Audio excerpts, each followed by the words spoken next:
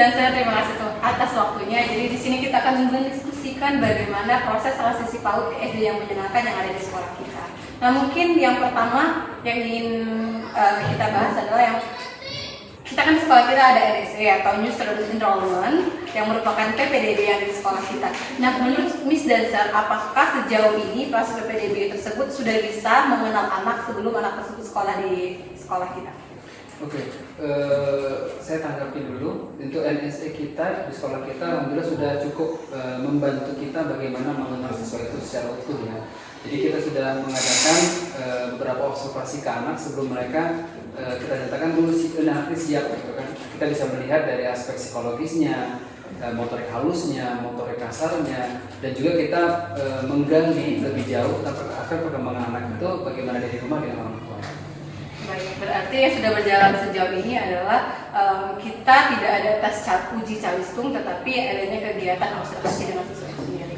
Nah, menurut Miss Dancer sendiri, apa yang akan terjadi kalau misalnya kita melaksanakan tes atau uji calistung itu kepada anak sebelum anak masuk ke SD?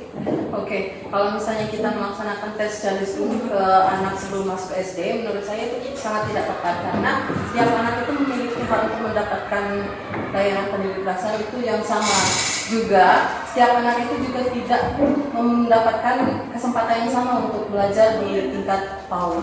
Iya, juga tes baca cara itu kan sudah dilarang oleh pemerintah ya, melalui pemerintah PP nomor 17 tahun 2010 dan juga Kemendikbudristek nomor 1 tahun 2021. Ya, baik, berarti memang baik dari peraturan, kemudian dari sisi anak juga, memang tes atau uji calistung itu memang tidak baik untuk proses transisi dari PAUD ke SD. Itu juga kayaknya akan membebani anak sehingga nanti ketika dia PAUD, anak lebih fokus untuk belajar calistung. Akhirnya ada lagi proses drilling lagi yang akhirnya membuat pandangan anak pada belajar itu akhirnya tidak menyenangkan.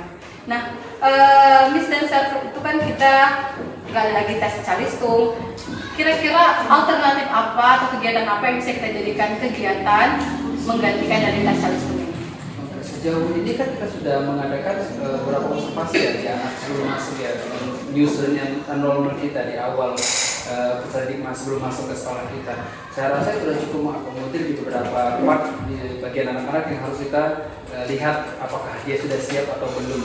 Jadi kita lihat dari aspek psikologinya, ya, juga bagaimana perkembangannya motorik halusnya, motorik kasarnya, itu semua menjadi pertimbangan nantinya anak itu nanti siap, dinyatakan siap bahwa anak itu sudah siap masuk ke tingkat SD.